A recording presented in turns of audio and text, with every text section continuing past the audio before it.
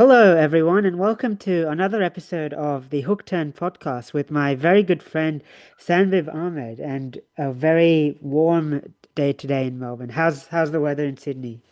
Pretty reasonable, though. I think later this week it will get a lot warmer. You're right. Today we've got some really interesting topics. The first topic, especially, there's going to be a lot to talk about because it's not just about a singular car, but about how car interior design will continue going. And actually, the other two topics also have to do with how are we moving too fast, or in terms of certain decisions that we're making Mm. in terms of car design uh, at the expense of safeties. Both our first two topics are almost about that. And yeah. Yeah, I think this episode is going to be quite an interesting one because there's been some, um, you know, very what I would say are quite significant developments in the industry over the last week. So, it's only been a week, but we've had some quite big reveals. So, let's talk about the first topic, which is the new Ferrari Luce. So, Ferrari has long been rumored to be making an electric car. They talked about the actual powertrain for that electric car, I think, last year.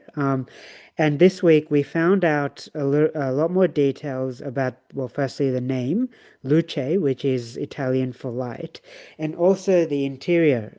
So, what's really special about the interior is that it's something that Ferrari has collaborated with Jony Ive. So, Jony Ive, for context, used to be the chief design officer at Apple. So he was responsible for many iconic Apple products. So the design of the iPhone, the iPad, the original Bondi Blue iMac that sort of, really revitalized the company back in the late 90s. So he's well known as being sort of the person who designed some of Apple's most iconic hardware. And he left Apple several years ago to form his own design consultancy called Love From. So that's Lovefrom. And Love From has had a range of clients, one of whom have been Ferrari. So over the last 5 years, actually, Love From and Jony Ive, and also his very close friend Mark Newson, who's an Australian industrial designer. They've been collaborating with Ferrari to really revitalized the design of their first EV. And this is sort of like a clean break from the past for Ferrari, and I would say arguably also for the broader automotive industry as a whole. So if you look at just some of the pictures of the interior, and we might sort of start um, just from a broader overview and then sort of progress through each of the elements in a little bit more detail. But I think the biggest sort of difference from what we're seeing in cars today is there's a much more focus on physical buttons and authentic materials. So everything that looks like metal is metal. So if something looks like it's aluminium, it's aluminium. If something looks like it's glass, it's actual glass, not any sort of plastic. There's a real focus on authenticity and a real focus on physical control. So, yes, they still have a touchscreen for the infotainment system, but all of the key controls for the heating and air conditioning, things like Apple CarPlay, turning that on and off, uh, hazard lights, changing the temperature, fan speed. Those are all physical controls. And same on the steering wheel. There's no sort of haptic buttons or touch controls or anything on the steering wheel. They're all physical controls. So Sandeep, I might ask you to talk about what are your initial thoughts on this, Ferrari interior, and are there any particular aspects that really stick out to you? The only thing I will say is that while obviously it's a nice interior, if you took away the Ferrari badge, there's no way I'd guess that this is a Ferrari interior. Like Mm, nothing about it screams performance car or like a supercar that will cost, $500,000 kind of interior. mm, I'm sure, obviously, as you just said, that the material quality and everything will be absolutely amazing, and obviously the blend of technology plus all buttons will be absolutely incredible. The screens will be the best there is, etc. But really, it does not look like a supercar interior. I guess it's like it's I would be curious to see what the exterior of this car looks because I want to see how does it match the interior. Because Mm, the interior is not very aggressive. Like when you think of a supercar or a Ferrari type car, obviously the exteriors are usually very aggressive, and the mm, interior design is also a bit more flashy, a bit more aggressive. Whereas this mm, could be anything almost. Like at least from the photos, it doesn't necessarily look like it's a Ferrari. I am impressed so that they have been very conservative with the screen sizes. The center touchscreen is only 10 inches, which is basically, if even in a regular economy car, that would be considered a small touchscreen, like forgetting a Ferrari. So they've been actually surprisingly conservative in many ways in terms of what they're doing with their technology. So I was like, yes, I get that. Obviously, it goes to the whole idea that the touchscreen shouldn't dominate everything in a car. But even then, a 10-inch touchscreen for what's going to be a very expensive car is an interesting choice. That they made. So it'll be interesting to see what how that looks like. Yes, it's very good that they've got physical buttons for the climate control, but again, other manufacturers are also adopting that. I doubt that they will be, as we're seeing that lots of manufacturers are backpedaling on having climate controls on the screen, mm. so they are shifting back to hard buttons for climate controls. So as I said, I'm just very curious now to see the exterior because as mentioned, the interior doesn't necessarily look like that same aggressive interior that you would assume something like a Ferrari would be. However, they do say that according to the notes, they do say that the whole point of the interior is to be as minimalist as possible because the whole idea is that you're focused on the road ahead of you and not like getting distracted by all a massive screen or all the Mm. technology. So I guess if that's what they wanted to do, then they've definitely achieved that. But it'll be curious to see how the whole car turns out. Yeah, and I think we just like described like firstly we I might provide a little bit more description of to our listeners of how the steering wheel and the instrument cluster are actually sort of designed. But yeah, I think Sandra, to your point, I think Jony Ive's approach was Ferraris are for driving, so what's the easiest type of control to use when you're driving? You want your hands on the wheel, eyes on the road. So let's go with physical controls because you can feel them. You can by sort of touching them, you know exactly what sort of function they're controlling. You don't have to look at a screen. So if we look at the steering wheel, I think the design of the steering wheel is very almost like a retro throwback. Like they have like these three spokes which are very sort of narrow and they sort of hark back to the classic Ferraris of the 70s and the 80s. They only have directly on the spokes, steering wheel spokes. They have just two buttons, which are for the indicators.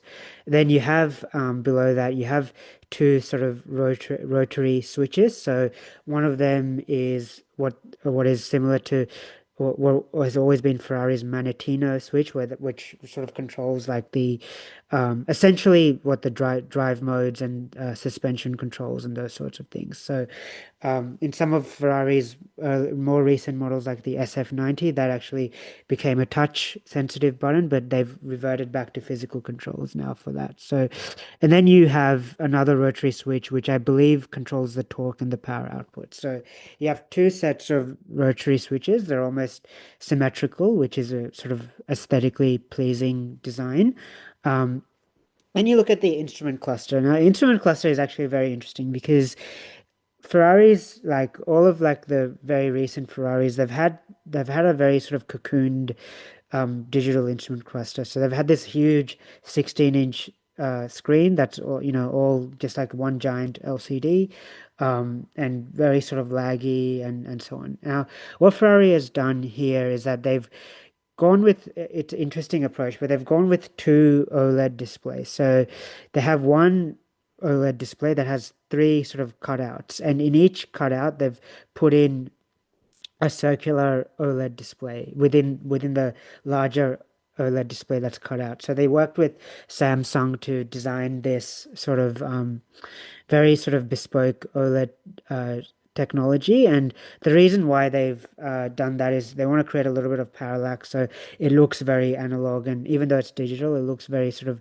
real, like it looks almost 3D, and it creates more of that analog feel. So they have three circular gauges. Of course, each of those, the main one is for the speed, and then they have two other subsidiary gauges, and I think the content of those gauges can change. So if you have, your navigation directions that can change, and then you can have like you can also see like the power distribution and other functions. So it is digital, but it's presented in a way that's really as analog as a digital instrument cluster can possibly be. So I think that's really interesting. They have very sort of physical air vents, so that's all controlled, through your hands. It's not controlled through an infotainment display or anything. Then you move on to the central infotainment touchscreen. So this is where they have these sort of machined aluminium, sort of almost horizontal switches to control the fan speed, seating, ventilation controls, all of those things. So again, real buttons, and real sort of glass. And I think the volume knob is like a glass sort of volume knob. So that's really interesting.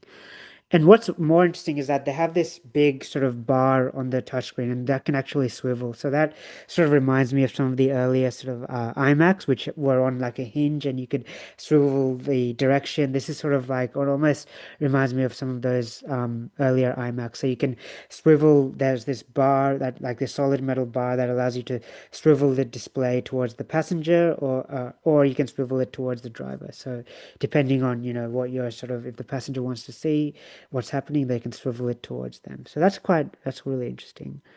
And then just to finish, we talk about, they also showed the welcome sequence. So the key itself, they've gone so much attention to detail that even the key is redesigned. So the key is encased in like this glass cover and has this e-ink display. So when it's normally yellow, but with Ferrari sort of iconic brand color, but when you put it in its holder, the yellow sort of transfers to the gear shift, and that becomes yellow. So it's sort of like, it's almost like you're transferring the power from the key to the gear shift. So that's an interesting sort of way to communicate that the car is sort of ready to drive. It's a little bit of theater, I would say. So yeah, very sort of authentic design. And yeah, Sam, what do you think this means for the rest of the industry? Do you think it will sort of compel other car makers like Bentley and Porsche and other premium manufacturers to go back to touchscreen, go away from touch, continue moving away from touchscreens as well?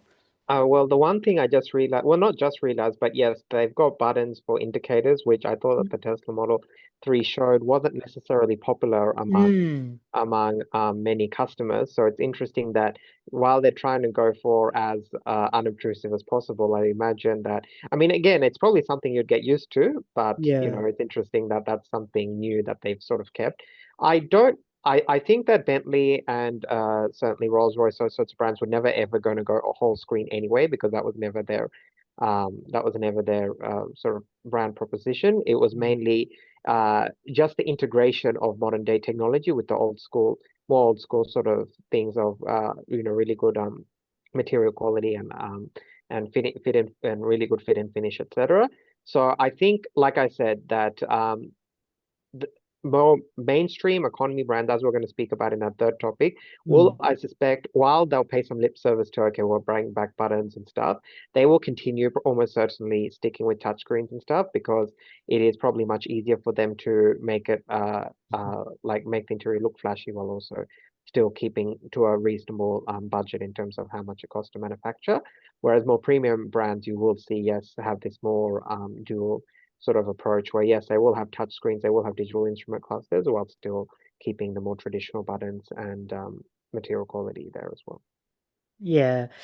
Yeah, I think it'll be interesting because, like, I really think from my perspective, when Tesla came out with when Tesla started making vehicles, that sort of, they almost applied like, let's have a giant iPad in the car type approach. And that was almost like the impetus for, Tesla's doing this, Tesla's super, you know, forward thinking and this is the way of the future. So we're gonna have this, put giant iPads in the cars now. And then you've seen that come to its almost full circle with Mercedes, especially I would say in the premium segment, going like literally all screen with the new GLC. Like literally one giant, what is it, 40-inch OLED or LCD screen that includes everything from the instrument cluster to, main infotainment display to passenger display, all in one, in a very extravagant panel. But I think people are realizing, and I think this is something that we've discussed earlier, is that it's easy to have the technology because you have CarPlay, Android Auto now that are all, the cheapest car has Apple CarPlay, the most expensive car has Apple CarPlay as well. So screens are not uh, very difficult for companies to integrate. But what is so how do luxury brands need to differentiate themselves going by going back to authentic materials, intentional design, relying on their heritage and so on. So, and I think Ferrari with Jony Ive, they've taken some of those elements, like the steering wheel is a key retro throw rack, and I think Sambib, although Tesla did have the Model 3 temporarily have the steering wheel buttons. I think Ferrari has had them for a while with some of their older models as well. But there's a sort of like reinterpreting that. And even like, so they're combining things like, authentic materials and Rolls-Royce, for example, has these, screens as well, but they've kept the physical heating and ventilation controls because they know that's something that, that physicality is still a point of differentiation. So I think in my view, this interior is really going to influence the rest of the premium segment at the very least. But yeah, we'll see what happens whether luxury car makers decide to put more of a focus on simplicity. I think, sales of this will be, I mean, Ferrari, this will always be a niche car, but, if it's sort of received well, then it might have a bigger influence.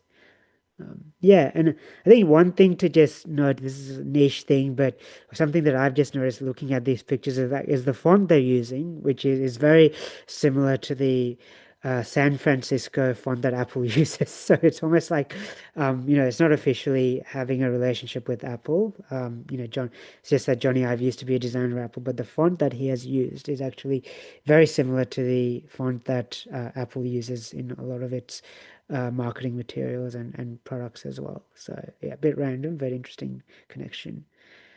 Yeah, Sandra, did you have anything else to say about this car or talking about physical controls more Well, it broadly? leads us to the next topic, which on the not to entirely separate topic, but an Yeah. evolution, which is that basically one of the main people responsible for designing this interior, so Jony Ive, has also basically said that, yep, he's not really for touch screens, Mm, replacing every single car control within a car, and there should be basically a balance. And obviously, it has influenced the design of this new Ferrari interior. It's not him. He's not the first person to say it. It's already been being said by many people over the past few years. mm, This backlash against touchscreen, everything on the touchscreen kind of interiors has, like when Tesla first came out with it, it was like the cool thing to do, right? yeah. Back in the late 2010s, like 2018, 2019, 2020, 2021 even.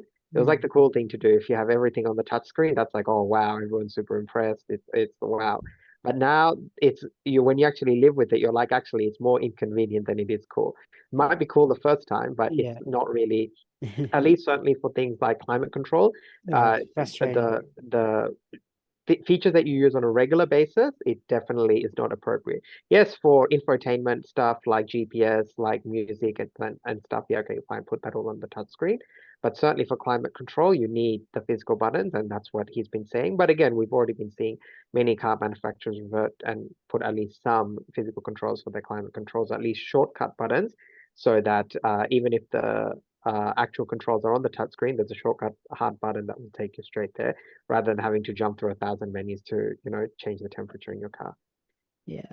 And actually, speaking of that, one of the other pieces of news that is related is, we've heard from Chinese regulators actually that they might be mandating physical controls on the steering wheel as well. So they're sort of proposing to ban those yoke style steering wheels that we've seen in the Tesla Model S, this Cybertruck, and also some Toyota and Lexus. I think not Toyota, but Lexus RZ as well had a yoke style steering wheel.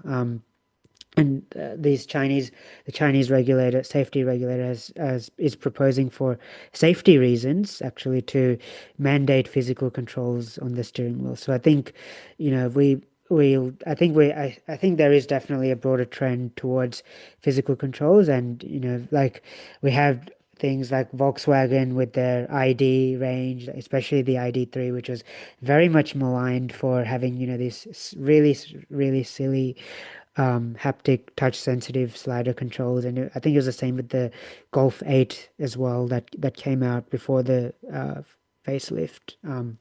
Having these touch controls on the steering wheel, and their Chinese regulators might be ruling that, sort of making that illegal essentially. So, and because the Chinese market is so huge and so influential, that will have a ripple effect across the industry. So, yeah. Okay.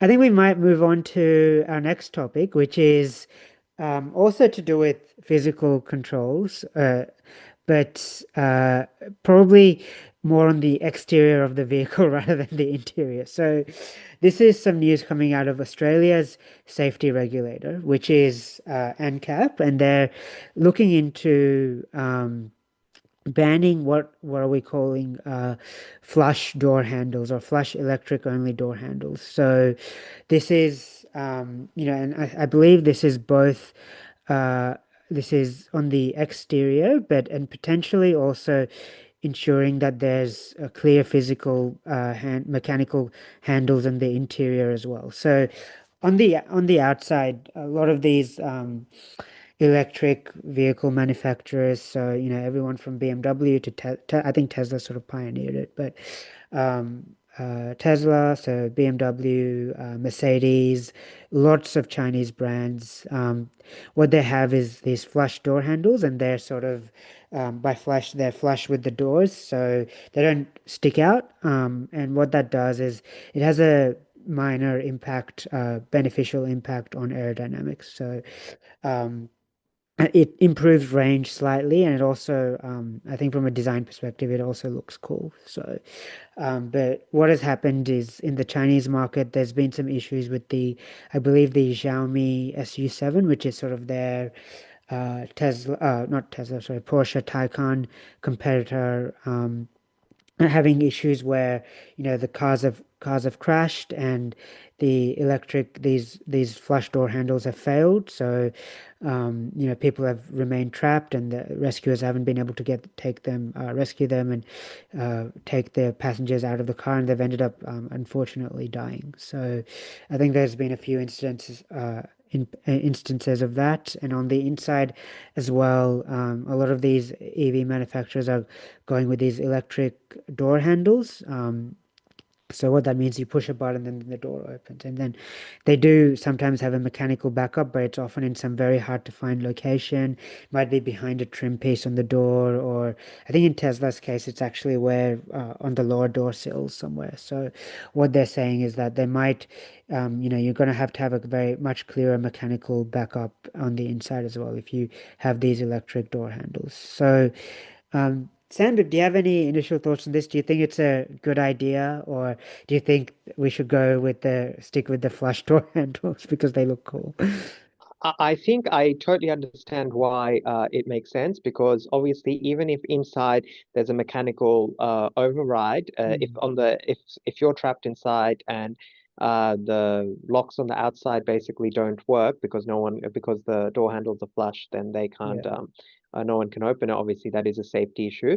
I yeah, was wondering though, wouldn't they have the technology that if the car detects it's in a crash, it automatically yeah, uh, uh, it automatically sort of fixes the door, or at least unlocks it or something. Like that's what I was thinking. yeah, Like automatically the handles would release and allow for someone outside to come in. Surely that would not be technology that would be that difficult to implement if it's not already yeah. there already. that and that feels like the best sort of compromise where yes, you still get the sleekness of having, those flush door handles, while still when soon as the car detects that it's been in an accident, it automatically releases those flush door handles so that Yeah. someone on the outside can get into the car. Yeah, it's interesting. I think that's actually an interesting suggestion, and I'm not entirely sure what the precise regulations are. Maybe, maybe if there's some issue, if you have like a side-on crash where you get like T-boned or But something. a side-on crash would then a regular mechanical like it would be the same thing. It'd also be damaged as well. Yeah, well, I mean, yeah, maybe there's some issue where like you cuts out the current and then, for whatever reason the door handles don't release or something. But I think, yeah, yeah, I'm not sure. I'm not precisely sure, but maybe from a rescuing perspective, if it's physical, at least it's just more from people are more like firefighters or, first responders are more just familiar with the design and they can understand how it works, or there's some risk where, it might not pop out correctly. But I do agree that surely there must be some way to like ensure that if regardless of what the severity of the crash, that there's a way for the door handles to pop out. But yeah, I think, I think it's overall, I think it's a good idea. From what I've read and what I've seen, the impacts, the benefits to range from having these flush-in door handles are minor at best. So yeah, it's like fundamentally, I don't think it makes a huge impact to range. So yeah, and car makers have over decades and decades, they've had the same sort of basic design for door handles. So you may as well just continue with, if it ain't broken, don't fix it, so to speak. Um, I will say though that a lot of these, like, you see it in like I think it's a Renault Clio, for example. What they have is they have like the proper, like not proper, but conventional door handles for the front door. But if it's a five-door car, sometimes the rear doors to create that sort of sleek look, they have the door. Sometimes they have the door handles integrated into the rear window frames, so that looks like a three-door car, but then it still like has proper mechanical door handles, but it's sort of integrated into the rear windows. So that could be one option to just continue with that sort of design potentially. Yeah. Mm. Yeah, they'll. I suspect it won't be a complete ban, but just Yeah. engineering adjustment on these Yeah. because lots of customers also really like them as well. Unlike Yeah. with the all touchscreen, I feel like lots of customers really like them. The only time you don't like them is if you're involved in an emergency. Yeah. So otherwise, yeah, I imagine it's actually pretty popular option and something that appeals to a lot of people. Yeah. I think from a pure visual perspective, definitely. Like great, it has the showroom appeal. Like, these are like cool. This is the future. It looks cool. Especially when unlock the car and the doors pop out. That looks, it's a Yeah, cool exactly. design. Yeah. It is cool. So it is a cool thing, and yeah, you'll be curious to see what happens. China being such a massive market will mean that a lot of car companies will be forced to adopt it, Mm, like to change their door handle design because they're not just going to change it for China. If they're going to change it for China, often they'll change it for the remainder of the world. So, exactly. yeah. Yeah. Yeah. Anyway, I think we might sort of leave our second topic here, and we might move on to our final topic, which is some more news coming out of the new Mazda CX-5. So we have talked about this car before. When I think when it first came out, we did a bit of we had an episode on it, not an entire episode, but it was one of the topics in a previous episode. And I sort of made my personal views clear that I wasn't a big fan, not only from the interior design, because they literally just like copied what Tesla is doing and plonked a big 15-inch touchscreen. And Mazda before was all about Jinbai Tai, and you can see that from the Mazda 3 especially. And focus on physical controls, have an infotainment system, but have it in the driver's eye line, and then you have this iDrive style controller, BMW iDrive style controller that you can use to control that infotainment system.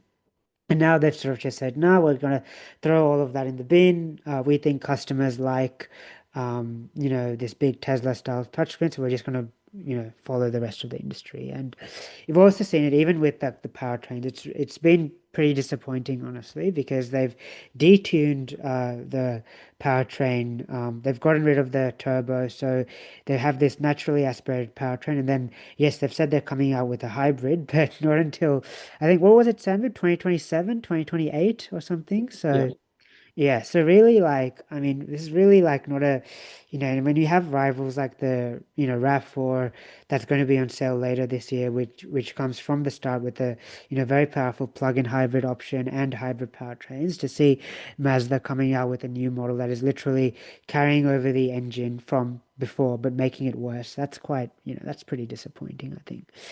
Now we have more news, some news of even more cost cutting. So this is really, yeah, we've seen some news. So Mazda CFO Jeffrey Guyton has said that because of rising import tariffs, currency volatility, and Mazda's still in the Japanese industry and quite a minnow compared to the big three of Toyota, Honda, Nissan. Really, the biggest market is the US, and then Australia. They do surprisingly well. We're punching well above their weight. But basically, so due to all of these sort of macroeconomic factors, they've had to find savings in areas that don't visibly affect the customer. So, what does that actually mean? They've found out ways to reduce the weight and the cost of the body. So they've worked with their steel suppliers to reduce the weight of the body, and because it's lighter, there's less material that uh, decreases the cost of the actual chassis and the body structure. On the inside, I think what Mazda said is the biggest change is that they've changed the stitching on the steering wheel. So before they used to cut and sew the stitching on the leather steering wheel, so it was very aligned horizontally. So that's like a premium touch that the discerning customer would notice. But they've said, the vast majority of our customers don't really care about that, so we're just going to go with like a conventional angled stitch, like most of our competitors. So, Sanviv, what are your thoughts on this? Given this news, what are your thoughts on this new CX-5, and how do you think it'll do, especially with a range of much stronger competitors from Kia, Hyundai, and Toyota in particular? I think it makes sense for the company because obviously Mazda, needs to make more money. They're a very small company, and so what they've realized is that the CX-5 is popular not necessarily just because of its interior quality, but Mm, its reliability, its packaging, its looks, etc. So rather than spending a lot of money on small things like the steering wheel stitching, um, they figured that like a lot of mainstream brands, they'll just impress customers with the size of the car, the practicality of the car, the outward technology of the car with the large touch screens, mm, and therefore save a bit more money on the smaller details that they might have used to be known for, but now maybe customers are not as maybe they don't care as much basically about it. And some of the cost cuttings is going to be completely invisible, like the in terms of the manufacturing of the body and stuff. No customers can possibly notice that. mm, And some of the cost cuttings to the interior, again, I imagine that they've been careful because they know that if it looks too cheap, then reviewers will point it out, customers will notice it, and yeah. therefore they're going to lose sales. So imagine that if you actually sat in one, you probably wouldn't realize.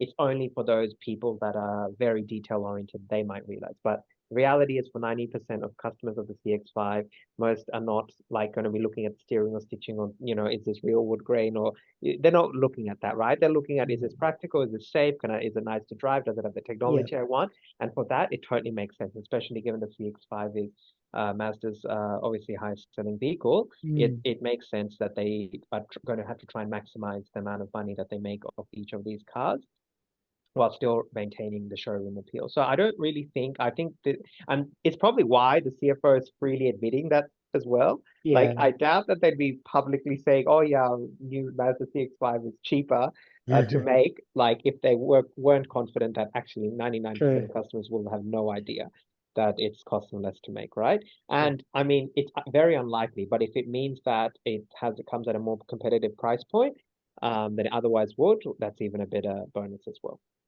Yeah. I I will say I am a bit worried about Mazda in Australia in particular because this CX-5, like, I think the biggest problem is the other powertrains, fundamentally. Like, you have Hyundai, Kia, which are globally are much bigger companies, but they've invested in hybrid powertrains. Like, you can get the Kia, I think the Kia Sportage has a range of hybrid powertrains now, and same with the Hyundai Tucson range of hybrid powertrains. You have even like Honda, which has obviously not done so well in Australia, but is trying to make a little bit of a comeback. CRV, ZRV available with hybrids.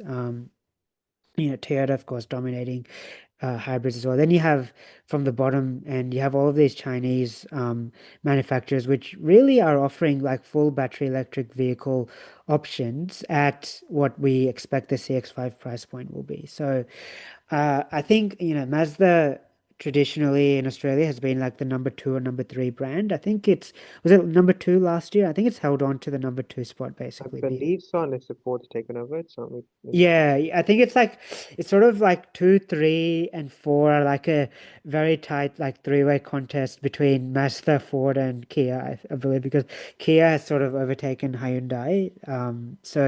But what I'm worried about is, well, Ford has is very dependent on the Ranger. Like that's like if the Ranger dies, like they're effed, to be for sorry for my language, but they're screwed if the Ranger stops doing well. But Kia has a very strong lineup, like and then Mazda, they've had like I think you look at their sort of not the CX-5, but you look at their CX-60, CX-70, CX-80, CX-90. They have four of these models on their large rear-wheel drive architecture. And my understanding is that collectively, like these four SUVs, which SUVs are very popular in Australia. They have these they have plug-in hybrid options, but collectively, the four of them are still being outsold by I think it's the outgoing CX-5 is still outselling the four of these. So if this CX-5 doesn't move the game on significantly, which it really, I mean, honestly, it's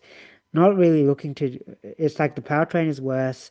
The interior arguably is worse, because it's just unless I mean, the technology is better, but the quality is a step back. Like I mean, Mazda's like sort of admitted that in this article.